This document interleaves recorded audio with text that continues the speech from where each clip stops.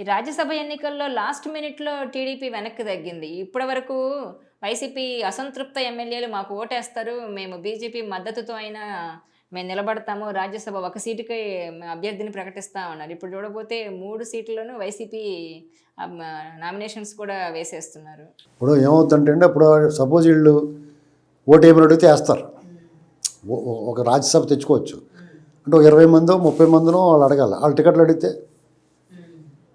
వాళ్ళు టికెట్ అడగచ్చు కదా. అందుకని సర్లే సావనయాలు సావనే అని చెప్పదు సార్. ఇప్పుడు వీళ్ళు ఎప్పుడు అభ్యర్థుల్ని ప్రకటించారు. ఇప్పుడు దానికంటే కూడా రేపు పొద్దున్న వీళ్ళు పార్టీ అధికారంలోకి వచ్చిందనుకోండి, వాళ్ళే లాగేసుకోవచ్చు కదా. ఇప్పుడు ఈ జనసేన టీడీపీ ఎప్పుడు పొత్తు కుదిరి ఎప్పుడు అభ్యర్థిని ప్రకటించే అవకాశం ఉంది? పొత్తు అయితే కుదిరిందండి. అభ్యర్థుల విషయంలో పెద్ద సస్పెన్స్ పెట్టుకోవాల్సిన అవసరం లేదు. కొన్నాళ్ళు వేచి ఉండాలి అంతే. గెలుపు టీడీపీ జనసేన కూటమిదే. వాళ్ళు గెలుపు గుర్రాల కోసం విశ్వ ప్రయత్నం చేస్తారు. గెలిచే క్యాండిడేట్ని ఇప్పుడు ప్రతి పార్టీ కూడా గెలిచే అభ్యర్థిని పెట్టాలనుకుంటుంది. వీళ్ళు మరింత అప్రమత్తంగా ఉండి అన్ని అంశాలు చూసి పెడతారనుకుంటున్నాను నేను. ఎందుకంటే ఒక్క ఛాన్స్ కూడా ఇచ్చి అవకాశం లేదు. ఒక చిన్న అవకాశాన్ని కూడా వదులుకోరు.